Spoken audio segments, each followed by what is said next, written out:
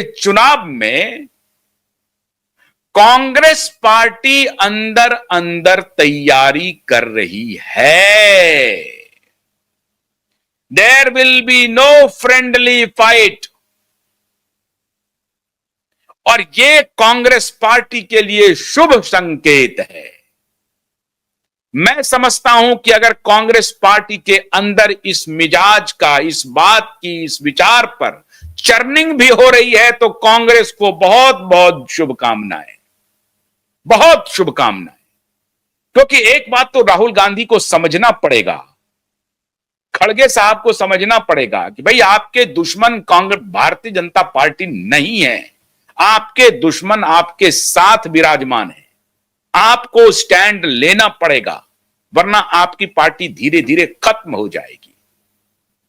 और ये 125-35 वर्ष पुरानी पार्टी, 40 वर्ष पुरानी, 140 साल पुरानी पार्टी खत्म हो जाएगी। तो एक तरफ आपके पास चुनौती है 140 साल पुरानी पार्टी को दोबारा एस्टैब्लिश करने की, वरना डेसिमेट हो जाएगी।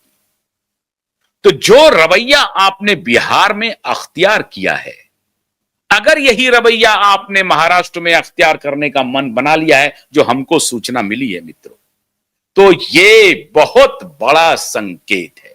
आपको याद होगा विधानसभा चुनाव के पहले से ही कांग्रेस पार्टी और शिवसेना उद्धव के बीच में एक मनमुटाव था। लेकिन उस वक्त चूंकि लोकसभा का चुनाव हुआ था, तो लोकसभा चुनाव से कांग्रेस पार्टी भी आह्लादित थी, एनसीपी शरद पवार भी आह्लादित थी, और शिवसेना को तो लग रहा था हम सरकार बना रहे हैं विधानसभा में। ये तो कह रहे थे 100 से नीचे हम सीट पर लड़ेंगे ही नहीं। और इनका आकलन था कि मिनिमम 80 सीट हम जीत करके आएंगे और हम मुख्यमंत्री बनेंगे।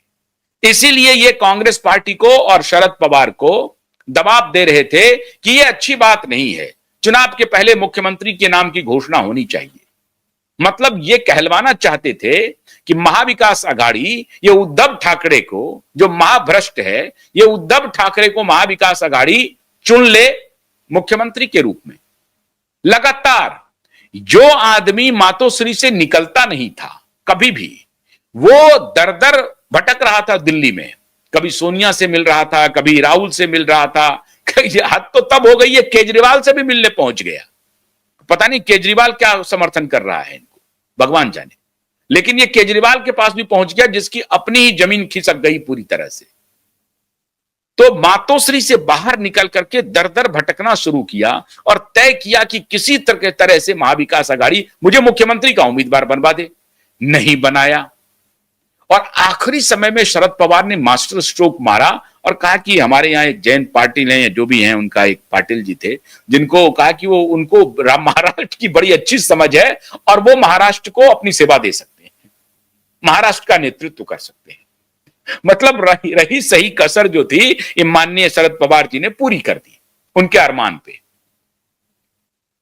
मतलब ये नहीं कि कांग्रेस पार्टी अपना उम्मीदवार देगी मुख्यमंत्री के लिए या शरद पवार की पार्टी क्या होगी। शरद पवार ने एक भाषण में, एक कार्यक्रम में बोल दिया कि जयंत पाटिल जी जो हैं वो बड़े लायक व्यक्ति हैं और उनको बड़ा अनुभव है और महाराष्ट्र को वो अपनी सेवा दे सकते हैं, महाराष्ट्र को अपना नेतृत्व भी दे सकते हैं। हम सबको उनके पीछे खड़ा होना चाहिए। बात खत्म हो गई। मतलब बाप की जो इच्छा थी कि हम मुख्यमंत्री एक बार दोबारा बन जाएं, वो इच्छा खत्म हो गई। साहब, इनकी इच्छा तो उसी वक्त खत्म हो गई थी जब एकनाथ शिंदे की शिवसेना ने इनको डायरेक्ट फाइट में, लोकसभा चुनाव में 7 सीटों पर जो डायरेक्ट फाइट थी उसमें इन्होंने उनको शिकस्त दी और विधानसभा में भी इनको शिकस्त दी। तो खत्म हो गया। इनका शिवसेना इनके साथ है नहीं, वर्कर इनका साथ छोड़ चुके थे। अब जो आखिरी दुर्ग बचा है इनके पास, आखिरी दुर्ग, अब उस आखिरी दुर्ग के लिए ऑपरेशन महाराष्ट्र लीक हो गया। और पहली बार मैं समझता हूं कि मैं तो हैट्स ऑफ कर रहा हूं कांग्रेस पार्टी को कि अगर कांग्रेस पार्टी इस तरह का विचार कर रही है, उनको करना चाहिए। आप सोचिए, कांग्रेस पार्टी का एक छत्र राज रहा करता था, पूरब हो, पश्चिम हो, उत्तर हो, दक्षिण हो, वो कांग्रेस पार्टी अब जो क्षेत्रीय क्षत्रप हैं और करप्ट क्षत्रप हैं, इनमें से कोई क्षेत्रीय क्षत्रप जो है वो क्रेडिबल नहीं है। और अब डेमोग्राफी चेंज हो रही है, और इस डेमोग्राफिक चेंज में ही नहीं है, डेमोग्राफी की मानसिकता भी चेंज हो रही है। पहले ये लोग क्या करते थे, अपने जाति विशेष पर अपना प्रभुत्व दिखलाते थे, वो भी खत्म हो गया। भाई इनका भतीजा ही इनको छोड़ के चला गया। ये जो खुद को मराठा कहते थे, मराठा, हालांकि ये ओवररेटेड लोग इनके बारे में बोलते हैं, शरद पवार के बारे में ओवररेटेड पॉलिटिशियन है। मतलब ये है कि इनकी जितनी हैसियत नहीं है उससे ज्यादा इनको लोग आंक लेते हैं। और आंकते किस लिए हैं वो भी मैं बताता हूं। आंकते इसलिए हैं क्योंकि इनके पास पैसे बहुत हैं, पैसे बहुत हैं। उस पैसे की वजह से ये सबको ऑबलाइज करते रहते हैं। तो लोग इनके बारे में कहते थे अरे मराठा मराठा मराठा मराठा। तो ये इनको लगता है कि सारे मराठों पर इनकी पकड़ है। कुछ नहीं है इनकी पकड़। अरे इनकी पकड़ अपने भतीजे पर भी नहीं है। भतीजे ने इनकी पार्टी तोड़ दी, पार्टी को नेस्त नाबूद कर दिया, और पार्टी बचाने के लिए, खुद का वजूद बचाने के लिए मोदी की शरण में इनको जाना पड़ा, वरना वो भी खत्म हो जाता। पता नहीं कितने केस इनके ऊपर लगते और कब ये जेल चले जाते। तो मोदी शरणम गच्छामी जपने लगे ये, तो मोदी ने बचाया। मोदी में यह खासियत है कि शरद भाऊ पवार के साथ जो पुराना रिश्ता है, पहली बार कांग्रेस तोड़ करके सरकार बनाई थी भारतीय जनता पार्टी के साथ, तो उस रिश्ते की वजह से मोदी ने एडवांस होना उचित नहीं समझा शरद पवार के खिलाफ और उनको बख्श दिया। तो अपनी जिंदगी जी रहे हैं, कोई बात नहीं है। लेकिन भतीजे को भी ये मना नहीं सके, तो आप इसी से अंदाजा लगाइए कि अपनी कम्युनिटी पर इनकी क्या पकड़ रह गई होगी। 3 जिलों की पार्टी कहा जाता है इनको, बाराबती, नासिक और एक कोल्हापुर। इन 3 जिलों की ये पार्टी है। तो ये 3 जिलों की पार्टी, पूरे महाराष्ट्र में इनका कोई दखल नहीं। मैंने खुद देखा है, नागपुर में इनकी कोई दखल नहीं है इनका। एक आध दो जीत जाए इधर उधर तो वो अलग विषय है। विदर्भ में इनका कोई प्रभाव नहीं है, कुछ भी प्रभाव नहीं है। कांग्रेस पार्टी का बहुत जबरदस्त प्रभाव है विदर्भ में। अब असल जो आखिरी दुर्ग बचा है वो भी मुंबई, आर्थिक राजधानी।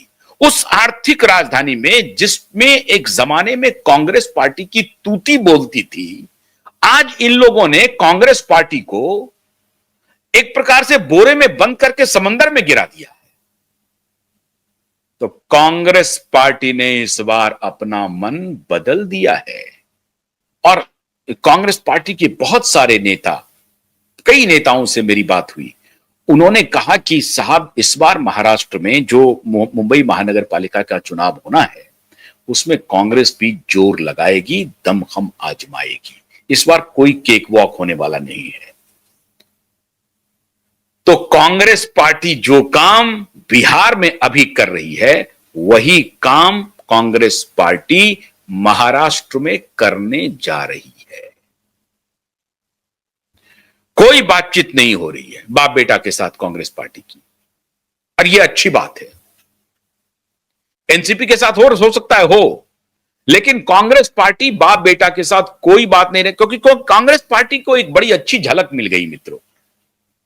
ये दोनों भाई अभी मिले थे, मिलने के बाद ये एक फिलर देना चाह रहे थे इस चुनाव के पहले। जो मुंबई महानगर पालिका का जो चुनाव है, उस चुनाव के पहले एक फिलर देना चाहते थे। फिलर ये था कि राज ठाकरे और उद्धव ठाकरे मिल गए हैं, अब तो महाराष्ट्र में फिजा ही बदल जाएगी। पूरा महाराष्ट्र इनके लिए थाली लेकर के आएगा और इनको सत्ता पर बिठा देगा। तो मराठियों ने किया, बड़ा अच्छा इन्होंने थाली सजाई। मराठियों ने, महाराष्ट्र के सभी मराठी भाई बहनों ने थाली सजाई। क्या सजाई साहब? एक क्रेडिट सोसाइटी का चुनाव हुआ। उस चुनाव में दोनों भाइयों की बड़ी पकड़ थी। उस क्रेडिट के सोसाइटी के चुनाव में दोनों भाई 0 पर आउट हो गए।